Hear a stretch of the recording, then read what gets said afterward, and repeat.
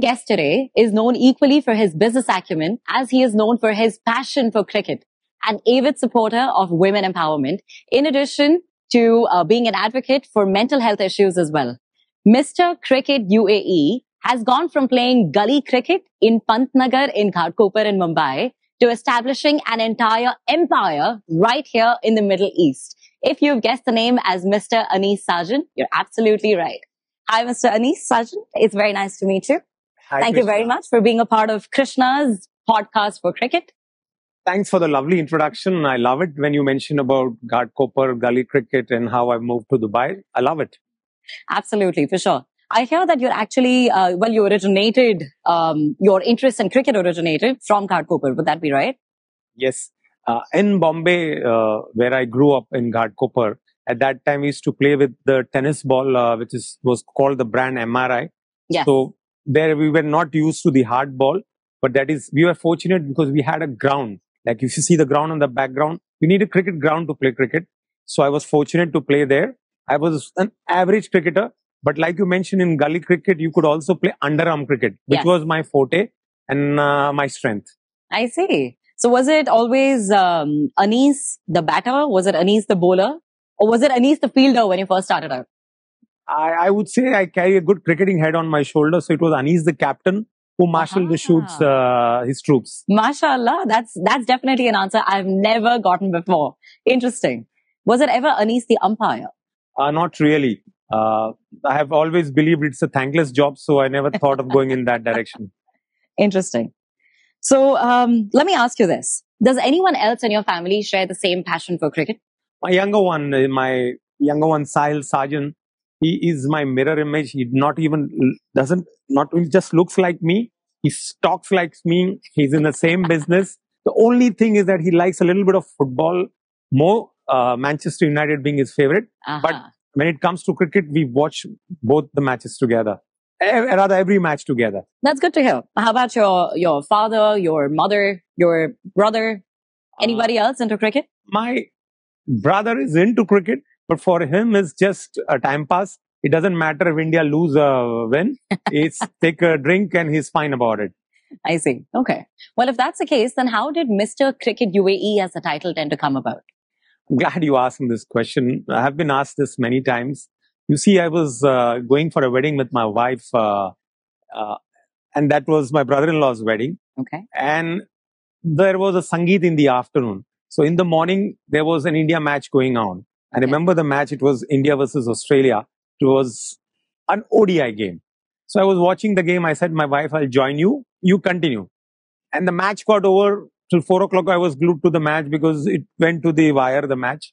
And then my wife said, where are you? The Sangeet is about to start. I said, I'm joining. Till that time, the Ashes was also going on. Right. So let me have a look at it. Okay. So it went on and went on till the time that my wife had to come to my room. Now it's enough. And she just looked at me, said, I know you are cricket. You love cricket.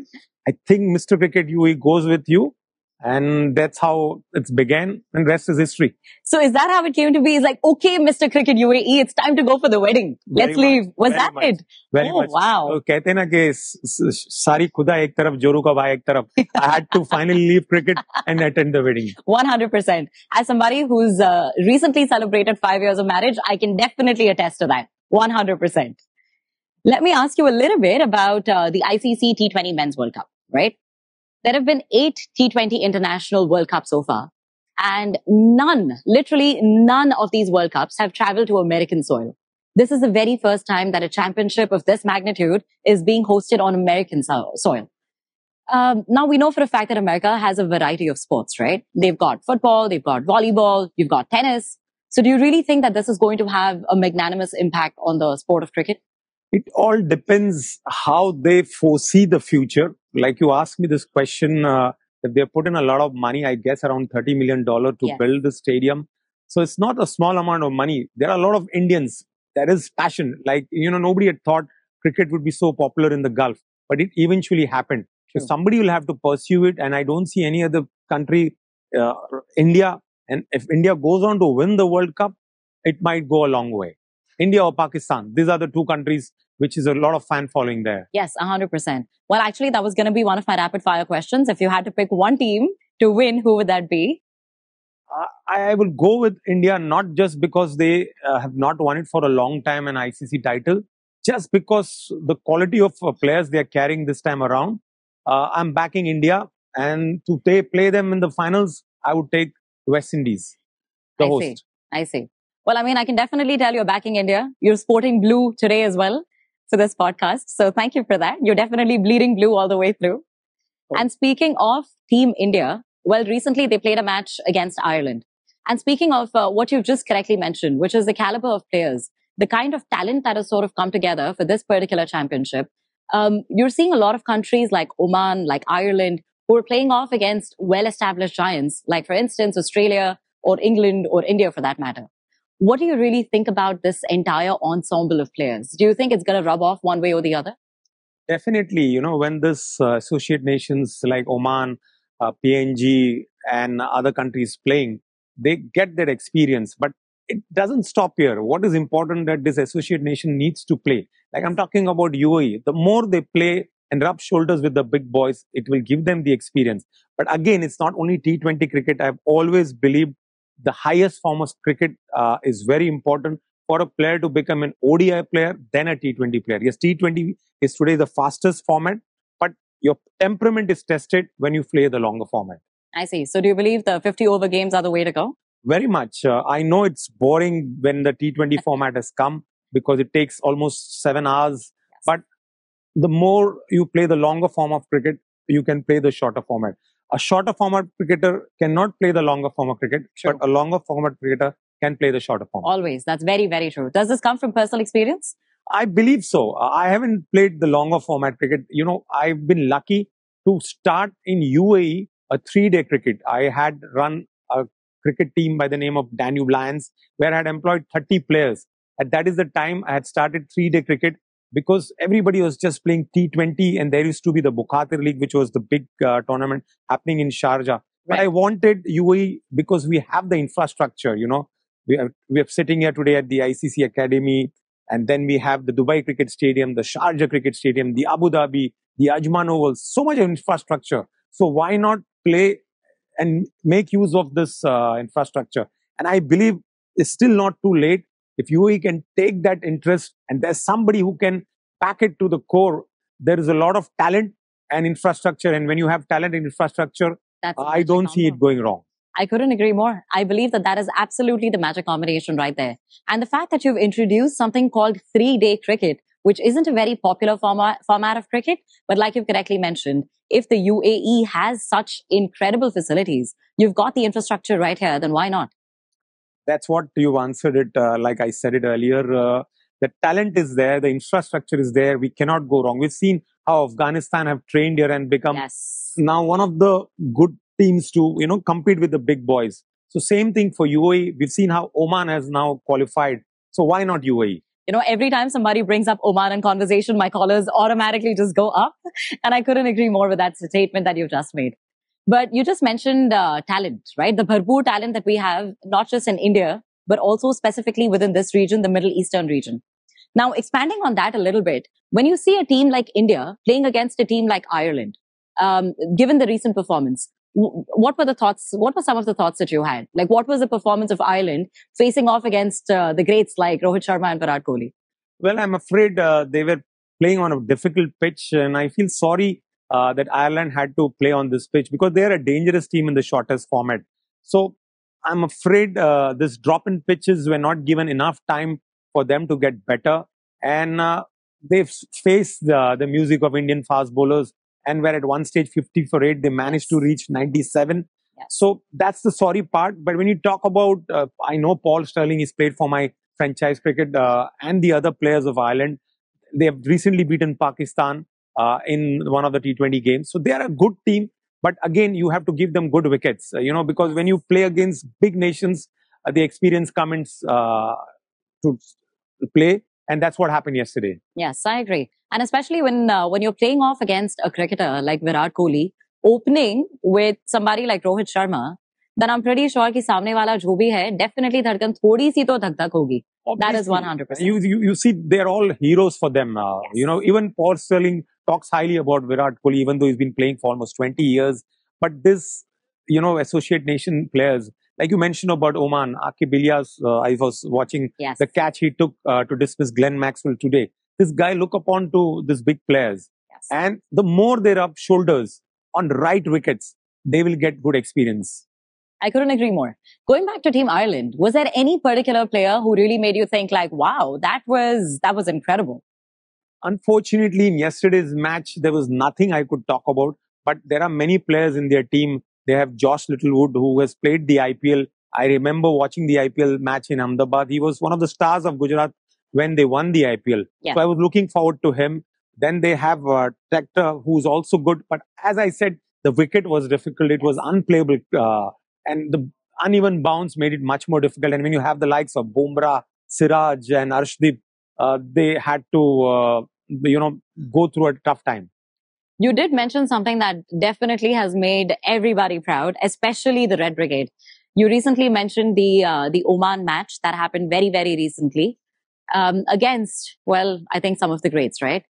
When it came to Glenn Maxwell's catch, Akib Ilyas actually dismissed him on the 9th over for a golden duck.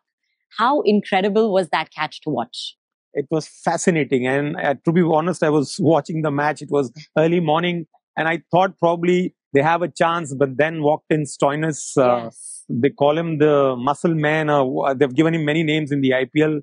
And if that catch at the boundary had been taken, who knows what would have happened? Because T20, as I said, is a very unpredictable format. Any team can beat even a big fish. But catches win matches. Like Akib's catch, had he taken that catch at the boundary, it was a difficult one. But then Stoinis made them pay for it. So interestingly, I've actually watched the Oman team play several times over. And the catch that was missed was by a player called Zishan. Zishan happens to be one of the ex-skippers of the Oman national team. And by the way, Zishan is the one who always leads in the highest form of catches. So on the field, if Zishan is there, you know for a fact that none of the catches are going to be missed. Unfortunately, things played out a little differently this morning. But yes, I agree. Had that catch been taken, I think the results would have been very, very, very close. I'll add one more line to it. Not only that catch, had they won against Namibia, where they came back after scoring just 109. And, defending 109 was a great thing from Oman because Namibia is much more experienced. They have players like David Wiese. And unfortunately, I don't know what made them go to the new bowler, Bilal, instead of giving to the guy who bowled the last over. Because he had the momentum. I know it's easy for us to now speak after the match, but probably he had that momentum. Who knows? Because he bowled the last over to David Wiese and Wiese found it difficult. And had they won that match, probably they would have had again another shot against Australia. I couldn't agree more, honestly. And when I was recently reading up on all of the news articles that have literally been published all across the net, the one thing that came out was that the Oman team, while they are very, I myself am very proud of their performance, especially at this stature, games of this nature, facing off against such greats of the game. The fact that they are willing to openly admit and say, yes, there were mistakes that we have made. However, that is exactly what is important in the game of cricket. Because going further, we know for a fact that the same mistakes will never be repeated ever again. Whether it's something to do with the right selection of players, or it could do with catches win matches and having missed a few of those prime key elements of the game. Very true, Krishna. But again, I'll repeat the line. They need to play more cricket. Yes. And if I am running Oman cricket or if I am playing, running the UAE cricket, I want these boys to play the longer format. The more you play, the more exposure you get. Because shorter format is good. It's fine. It's fast cricket. But longer format builds your temperament. And I have always believed temperament is what separates the men from the boys. Absolutely. 100%. What a line. I feel like I'm definitely going to use that in one of the next few episodes. I have to say one thing though. There was a statement that the skipper of Oman actually made, right? So Akib mentioned that for us, regardless of whether it's Team Australia or any other team, it's just another game. Unfortunately, this was taken by the media and portrayed very negatively. But what are some of your thoughts on this? I'm with Akib Ilyas because when you walk into the field, whether it's Australia, whether it's India, it's a match. And like I mentioned, the shortest format, any team can beat the other team. And as I told you, if they had beaten Namibia, and there are no ifs and buts in cricket, but the momentum would have taken them into today's game. And after Glenn Maxwell's catch, had Zishan gone on to take another catch, Australia probably would have folded. Yes. But they will have their day, and maybe Akib Zilia's words might come true in the future. Then the media will not take it negatively. Yes, I'm definitely looking forward to that day as well. And Akib did go on to mention during the post-match ceremony that this is not a slight against any player, against any nation. They're all incredible, and we respect them all in the same way. But I feel like this is one thing that makes the Oman team really stand out, because it is instilled from them right from the get-go, from day zero, the fact that regardless of what stature of the player against you is, batter, bowler, could be anybody, could be Virat Kohli, could be Sachin Tendulkar, could be anybody. However, regardless of the stature of the player, the one thing that's going to keep your mental resilience in place is the fact that it's another game, another player, another team. Because the larger you build it in your head, the more the match pressure that's going to build up inside of you. Do you agree with that sentiment? 100%. And like I've always said that, and we could have had an upset even earlier in the first match when PNG played West Indies. They had West Indies at the mat. Yes. But once again, the experience of West Indies came. Had they reviewed the Puran's wicket, they would have probably struggled. And England versus Scotland also, had the match not been rained off. I know that England has the firepower. They probably could have chased 108 in 10 overs. But funny things happen. And England have always fumbled in their first match with one of these associate nations. Yes. And speaking of England, there's a recent Instagram reel that you've released as well, where a very famous player of the Pakistan team has actually missed a very prominent catch in their match against England. Right? This was for Azam Khan. Can you share some of your thoughts around this? He's a young boy, 24, 25, the age of my son. And, you know, the way he's been trolled just because he's a little overweight. You know, catches are dropped by even Virat Kohli. Big players drop catches. Yes. Unfortunately, his bat is not doing the talking. That's why people are going after him. I've seen him playing big games, rather big knocks in the matches which is happening in West Indies, which is called their franchise cricket. I cannot exactly remember what is it called. I know the one you're talking about. Oh, yes. So he's done well there, and he's done well in PSL, and he hits big. And trust me, he's a dangerous player. He's got that X factor. Yes, the pace and bounce got the better of him on that day. But I'm coming to the point of trolling.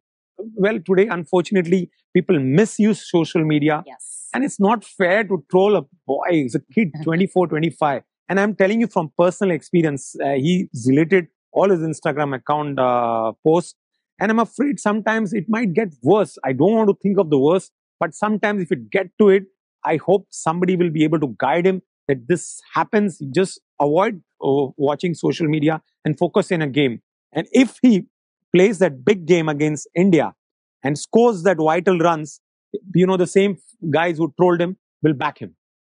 That's a very interesting perspective as well. And especially knowing the fact that you are an advocate of mental health, specifically, so you've spoken about men's mental health as well. I do believe that this ties in greatly with that, because bullying and sort of splattering negative images about a very young boy, a 25-year-old who's doing nothing but the best of his abilities to actually get out there on the cricket pitch and make his country proud. I mean, this is really uncalled for, right? You know, I don't want to use the word unfortunately. His father was a great cricketer, Moin Khan. We've seen him what a fighter of a cricketer he was. He used to give his 100% when he was batting and he was keeping. And I remember India could hardly win a match when Moin Khan was there.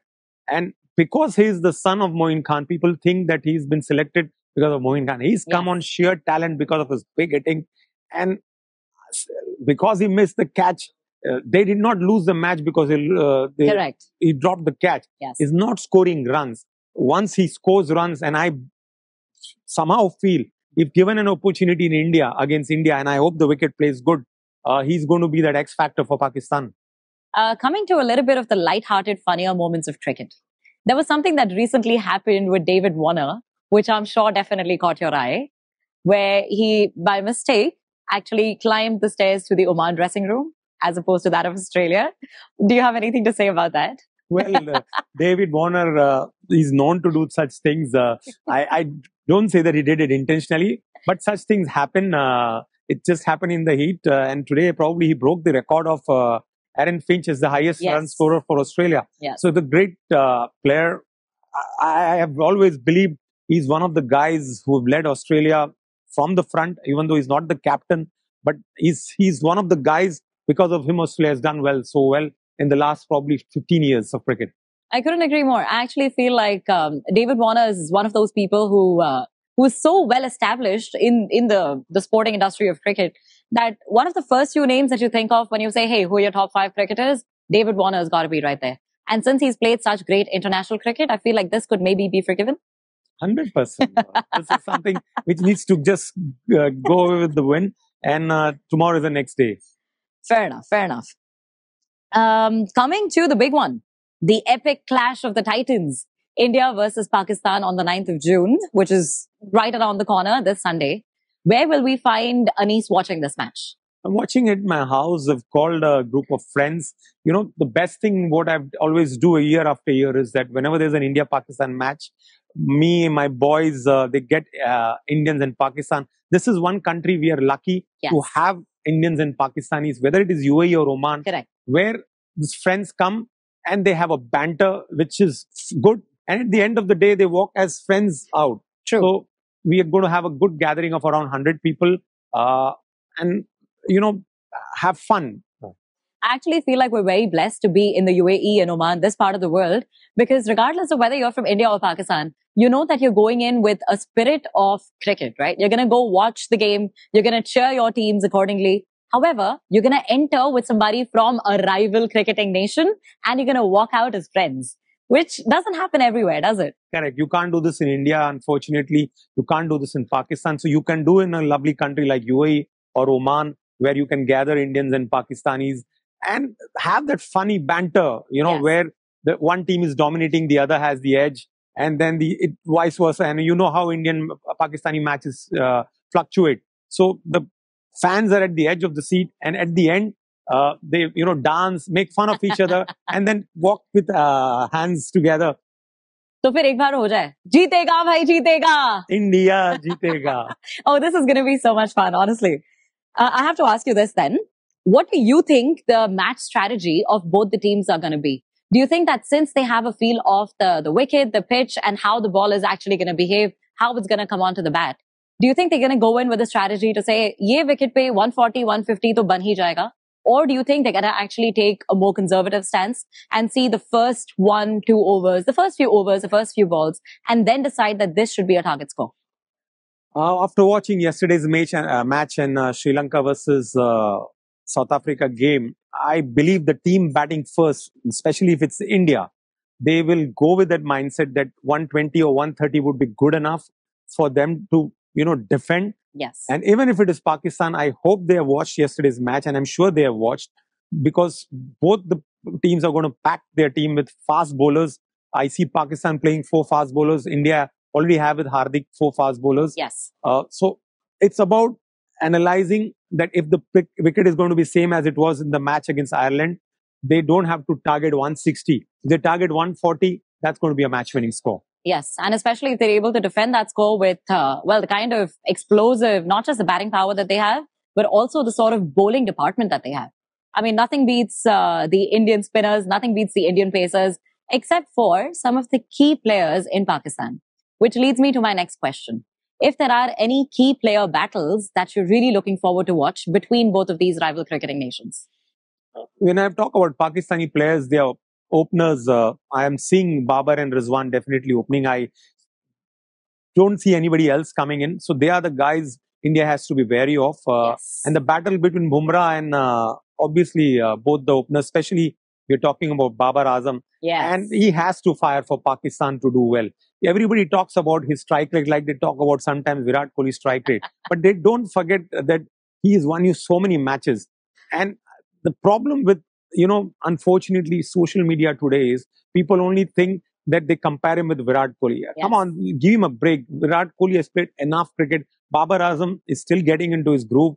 And if Babar Azam and Rizwan give them the start, then they have the likes of Iftikhar Ahmed to finish the game. So if Pakistan bat first and score 140, 150, India will find it difficult to chase. And if, let's say, Babar Azam is actually on the batting side, who do you think India is going to release as one of their bowlers? I remember in the last match in Australia, it was Arshdeep who got him out. You know, all batsmen don't like the ball coming in. So Arshdeep would be the weapon. We all talk about Jasprit Bumrah. Yes. but I will give the mantle to Arshdeep to dismantle probably Babar Azam. Fair enough. Do you think Babar Azam has ever struggled against an Indian wrist spinner? For instance, Kuldeep Yadav? A good question again, whether they will play Kuldeep Yadav. I don't see him playing if the nature of the wicket is the same as it was against Ireland, because India would go with 8 batters with 2 all-rounders in Jadeja and Akshar Patel. But Pakistan don't fancy playing Kuldeep, and I know Kuldeep has got the better of Babar Azam in one match in Asia Cup here and one in England in the World Cup, where he has foxed him totally. Yes. So Pakistan don't fancy, and they would be happy if Kuldeep doesn't play. But if India has to take Kuldeep, whom do they drop? Will they go with 7 batters? That's the question which Rohit Sharma will have in his mind. If I was Rohit Sharma, I would play Kuldeep. Excellent. This is incredible insight. I'm really going to be looking forward to once they announce the playing 11 for that for the squad. Let me ask you this as well. It's always a treat to watch when a quality bowler bowls to a quality batter, right? So do you think Kohli versus Shaheen Afridi is something to watch out for? Oh, yes, a big battle. I can't remember Shaheen Shah Afridi getting out probably in one match, which happened, a rained-off match in Asia Cup. Yes. But Virat Kohli has caught out only once against Pakistan. Correct. That also in Dubai, that also in the end stage of the match. He has an average of almost 80 in the World Cup, and against Pakistan probably about 100. So if Pakistan have to be wary of one player, it's going to be Virat Kohli. And if you ask me this question, I wouldn't like Virat Kohli to open the innings. I want Virat Kohli as an Indian to bat at number 3. Yes. Because if you see the back of Virat Kohli, your chest get pumped up, and Pakistan would like to see Virat Kohli playing the new ball. And if the wicket is helpful, so I would like whosoever they play, even Pant to come and open, but Virat Kohli to come and one down. And we saw what he did in Melbourne last year. Yes, 100%. I couldn't agree more. I know that for a team like Ireland, you would want to put up a very good net run rate and then play your openers as Virat Kohli and Rohit Sharma. However, against a team like Pakistan, that's probably not going to be the best play, because like you've exactly mentioned, seeing the back of Virat Kohli walking back out of the grounds, that's the sort of pump that Team Pakistan is going to be looking for. Surely, and I hope India thinks the way we are talking about, but because Virat Kohli did so well with the IPL, but the conditions were different, the conditions are different here, we want Virat Kohli to anchor the inning and other players bat around him. And similarly for Pakistan, they would want Babar Azam to anchor the innings and other players bat around him. If these two players fire for their teams, the player which does better on that day is going to win the match. That's true. Or whoever has a better day in the office. I agree. How important do you think is Fafda Jalebi power in all of this mix? You're from Gujarat, I am too, as is Mr. Hardik Pandya. What sort of a role do you think he's going to play in this match, India versus Pakistan? Huge role. He's one player who, again, I believe has got the X factor. Sadly, we were mentioning about Azam Khan. He too was badly trolled in the recently concluded IPL. So he plays a huge role tomorrow for India, rather on the big day against Pakistan. He's always done well against Pakistan. He can do all the 3 things: bat, bowl and field. Yes. And that Fafda Jalebi, that combination has to come in, and he plays, he's a vital cog in India's playing 11. Absolutely. And do you think that all the hatred that he garnered during the IPL for being chosen as Mumbai Indians captain, I mean, do you think that was reasonable? Sadly uncalled for. Right? Absolutely. It's unfortunate. I wouldn't like to do any blame games. That's not my style. I've always believed that you have to play fair cricket. Communication would have been a proper medium to clear the air. Unfortunately, there was no communication. That's true. Do you think the Mumbai Indians would have actually stood a better chance had they been under the same captaincy as last year's edition? Now you can say in hindsight, yes. But had the Mumbai Indians management and even Rohit Sharma would have gone out in public and said that Hardik has been made the captain, things would have been different. They had a terrific side, and I expected them to reach the playoffs. But strange things happen. Maybe you can look for next year for Hardik Pandya, and I believe he'll be the captain of Mumbai Indians. So straying away from T20 a little bit, because this definitely has my curiosity, which team do you support every year for the IPL? No particular team. I'll be very honest. I'm an avid fan of India. I carry my heart on my sleeve. If me wearing blue today is just a coincidence. But when it's India, it's only India. When it's IPL, I like to follow all the teams and I follow it quite vividly.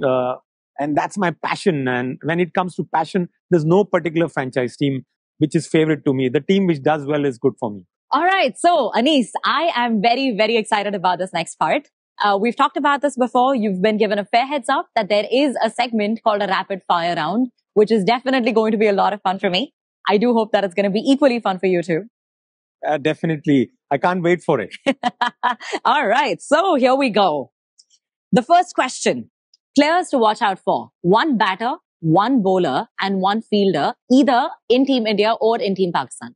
From India, definitely the batter is Virat Kohli. The fielder, has to be only one gun fielder. Again from India, Ravindra Jadeja. Yes. And from Pakistan, I can't wait to see Fakhar Zaman firing against India. All good answers. Honestly, all really good answers. Okay. If Team India wins the toss, do you think they will choose to bat first or bowl first? I believe both the teams who win are also going to field first, seeing the nature of the wicket. I don't see anything else happening. Predicted score that Team India will actually put on the scoreboard if they actually win the toss and decide to bat first. Well, if they're put into bat first, a match-winning score would be 160, but 140 would be a pass score. If there was one member of the Indian playing 11, right, that you could actually choose to say this person will not be on the field today, who would that be? With due respect to Shivam Dube, if the wicket is going to be spicy, I want Kuldeep Yadav to play. India plays that extra player in Kuldeep, who, because Kuldeep has got that X factor. Yes. And Shivam Dube has to sit out, but I don't think that's happening. We are going with the same squad. All right, we will see very, very soon. Who is going to be the leading wicket taker for this particular match? If there are no ifs and buts, I'll go with Arshdeep. Arshdeep Singh? Yeah. Okay, all right. We clearly have an Arshdeep fan. The leading run getter, but the answer cannot be Virat Kohli. Rizwan. Okay, all right. Good answer too. A record that you think is likely to be broken or created during this particular match? Well, the record, I know Pakistani fans would love to hear this. Even though they won once against us, they want to give it back to India. Yes. So I hope Pakistan wins. But as an Indian fan, even if they win, the match has to go to the wire. All right. How many editions of the T20 World Cup have been played so far? And if you've been paying attention, I've actually mentioned the answer for this during our conversation. I know it. The 7 editions. Yes, that's absolutely true. And I can name every winner for you if you want. How many of them have been won by India? One 2007 under MS Dhoni. There is where we got MS Dhoni. Otherwise, who knows where MS would have been. Mr. Cricket UAE, right here in the flesh. That's absolutely right. That's true. You did actually mention a particular game that Team Pakistan won against India, and that was the 2021 T20 International Cup, which was played right here at the Dubai International Stadium. Were you there? Were you a part of the crowd? I was not in the stadium because, like I mentioned, whenever there's an India-Pakistan match, I organize it at my home. I get my friends. I was disappointed India lost, but Pakistan needed that spark, because whether it's ODI games, they've always lost to India 8 out of 8.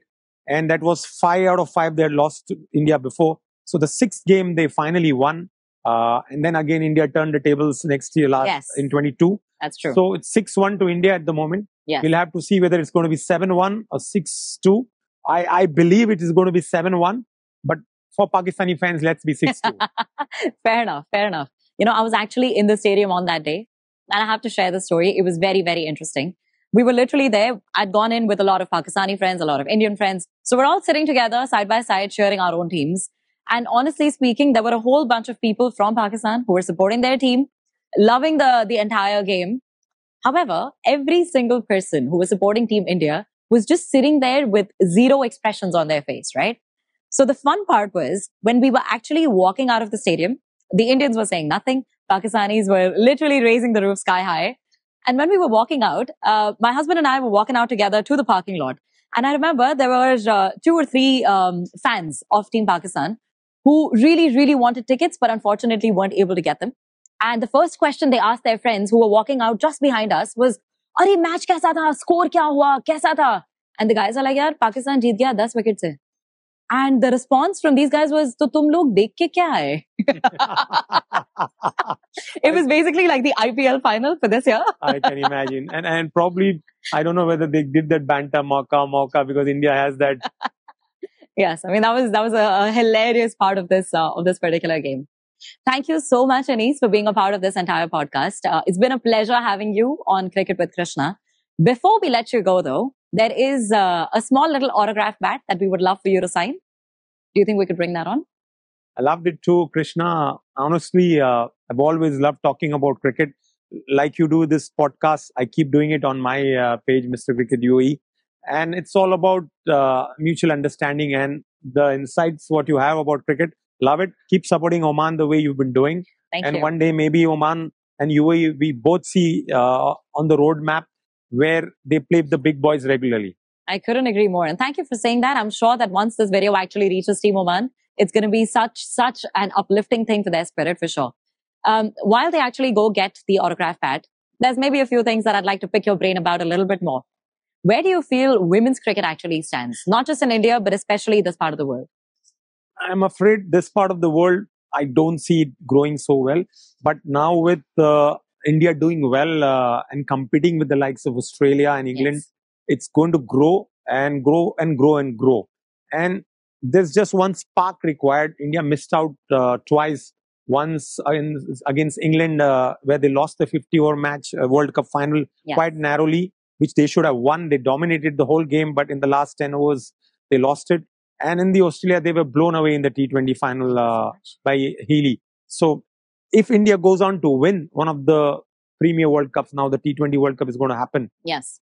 It's going to take, and India, is a big financial power for cricket. So that spark is required. It happened in '83 when India won the World Cup. Yes. And this is what is required. Yes. Interesting you mentioned the '83 World Cup. Last year, when I was commentating for the games along with Mr. Saeed Kirmani, there was a question that I actually asked him, which was, who do you think is the best wicketkeeper of all time, especially for Team India? And I gave him the choice between Kapil Dev, himself, MS Dhoni and himself. What do you think he actually answered? I believe he must have said he was a better keeper. Absolutely, 100%. How'd you get that? Because I've seen his keeping. I've been watching Syed Kirmani from the time I was 8 years old, and I've turned 50 plus. I've followed Indian cricket for a long time. And Syed Kirmani, I remember, had taken a brilliant catch of Fahd Baucus in the '83 final. Yes. Which, who knows, had he stuck around, India would have lost the match. That's true. And he went direct from keeping to doing every other role that he was actually assigned to during that match as well, which was pretty incredible. I'm sure without him, India would not have been where it is today. Very true. With that, we would love to present you with our autographed cricket bat. Oh, that's so sweet. Yes, absolutely. This is the first time I'm signing an autograph bat. I love it. I'm glad. That makes us even more special. Thank you. Thank you very much. And of course, before we let you go, there is a lovely action segment that we have prepared specifically for you, where we would love to see your favorite shot. It could be a pull shot, could be a cover drive, whichever one, with your very own autographed bat, yeah, along with your favorite bowling action as well, if you would be so kind. So you want me to first do the bowling action? First, as you wish, actually. Either ways. I'll do the bowling action. Okay. But the bowling action, I'm a spinner. And the shot what I play is of a fast bowler. So it would not complement each other. So I'll just play do the action of the batting. All right, that works. Okay. No worries at all. I'm a big fan of all Indian cricketers, but there's one shot of Rohit Sharma everybody knows. He loves to pull. And if there's a short ball, he just pulls it into the stadium. Straight through to the roof. Thank you so much. Thank you. Thank you, Krishna. Thank you, Anis. It was lovely meeting you.